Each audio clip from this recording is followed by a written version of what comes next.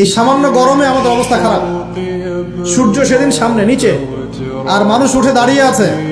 তাদেরকে 5টা প্রশ্ন করা হবে, যতক্ষণ পর্যন্ত প্রশ্নের উত্তর দিতে পারছে না, সামনেও যেতে পারবে না, পিছনেও আসতে পারবে না, পা নড়াতে পারবে না। এক, তোমার পুরো জীবনটা তুমি কোন কাজে ব্যয় করেছো? উত্তর কি রেডি আছে আমাদের কাছে?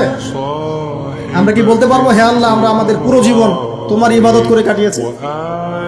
2, তোমার যৌবন স্পেশালি তুমি কোন কাজে ব্যয় করেছো? তোমার যৌবন তুমি স্পেশালি কোন কাজে ব্যয় করেছো? যুবকরা কি উত্তর দেওয়ার জন্য প্রস্তুত আছে যে আমাদের যৌবন আমরা আল্লাহর পথে কাটিয়েছি? সবাই কি বলতে পারবো?